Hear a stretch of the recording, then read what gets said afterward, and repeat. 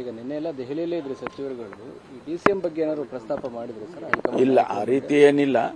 ಅದನ್ನ ಸನ್ಮಾನ್ಯ AICC ಅಧ್ಯಕ್ಷರು ಕ್ಲಾರಿಫೈ ಮಾಡಿದ್ರಲ್ಲ, ಸದ್ಯದ ಪರಿಸ್ಥಿತಿನಲ್ಲಿ ಅಂಥದ್ದು ಯಾವುದು ನಾವು ಮಾಡೋದಕ್ಕಾಗೋದಿಲ್ಲ ಅಂತ ಹೇಳಿ ಅವರೇ ಹೇಳಿದ್ದಾರೆ. AICC ಅಧ್ಯಕ್ಷರು ಹೇಳಿದ್ಮೇಲೆ ಅದನ್ನು ಮುಗೀತು ಅಲ್ಲಿಗೆ.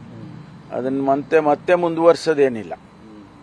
ಈಗ ಮುದ್ದನ್ಮೇಗೌಡರನ್ನು ವಾಪಸ್ ಕರ್ಕೊಂಡ್ಬರ್ಬೇಕು ಅಂತ ಹೇಳಿ ರಾಜಣ್ಣ ಅವರು ಭೇಟಿ ಮಾಡಿದ್ದಾರೆ, ಚರ್ಚೆ ಮಾಡಿದ್ದಾರೆ, ಭೇಟಿ ಮಾಡಿದ್ದಾರೆ. ಅವರು ನನ್ನನ್ನು ಭೇಟಿ ಮಾಡಿದ್ರು.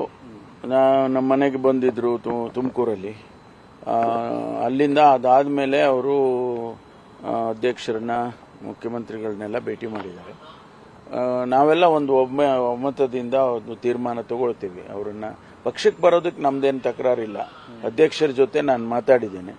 ಅಧ್ಯಕ್ಷರು ಹೇಳಿದ್ರು, ನೀವು ಜಿಲ್ಲೆಯವರು ತೀರ್ಮಾನ ಮಾಡ್ಕೊಳ್ಳಿ, ಪಕ್ಷಕ್ಕೆ ಬರೋದಕ್ಕೆ ಏನು ತೊಂದರೆ ಇಲ್ಲ. ಆದ್ರೆ ಟಿಕೆಟ್ ಕೊಡುವಾಗ ನಾವು ಮಾನದಂಡಗಳೇನಿದೆಯೋ ಅದನ್ನೇ ಕೊಡ್ಬೋದು, ಅವ್ರಿಗೆ ಕೊಡ್ಬೋದು ಅಥವಾ ಬೇರೆಯವರಿಗೆ ಕೊಡ್ಬೋದು, ಕಂಡೀಷನ್ ಹಾಕಬಾರ್ದು ಅಂತ ಜನರಲ್ ಆಗಿ ಹೇಳಿದ್ದಾರೆ.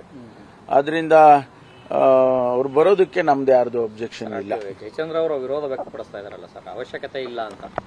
ಅದನ್ನ ನೋಡೋಣ. ಒಬ್ಬೊಬ್ಬರೊಬ್ಬ ಅಭಿಪ್ರಾಯ ಒಬ್ಬೊಬ್ಬರದ್ದು ಒಂದೊಂದ್ ತರ ಇರುತ್ತೆ. ಒಟ್ಟಾರೆ ನಾವು ಪಕ್ಷದ ಹಿತದೃಷ್ಟಿಯಿಂದ ನೋಡ್ಬೇಕಾಗತ್ತೆ. ನನ್ನ ವೈಯಕ್ತಿಕವಾಗಿ ಅಭಿಪ್ರಾಯನೇ ಬೇರೆ ಇರಬಹುದು, ಅಥವಾ ಜಯಚಂದ್ರ ಅವರ ಅಭಿಪ್ರಾಯನೂ ಕೂಡ ಬೇರೆ ಇರಬಹುದು, ರಾಜಣ್ಣ ಅವರ ಅಭಿಪ್ರಾಯನೂ ಬೇರೆ ಇರಬಹುದು. ಆದ್ರೆ ಪಕ್ಷದ ದೃಷ್ಟಿಯಿಂದ ನಮಗೆ ಒಬ್ಬ ನಾಯಕ ಮುಖಂಡ ನಮಗೆ ಜೊತೆಗೆ ಬರ್ತಾರೆ ಎಂದಾಗ ನಾವು ಅದನ್ನೇ ನೋಡ್ತೀವಿ. ನಾವು ಪಕ್ಷದ ಹಿತವನ್ನ ಯಾವ ರೀತಿ ಕಾಪಾಡಬೇಕು ಅನ್ನೋದನ್ನ ನೋಡ್ತೀವಿ.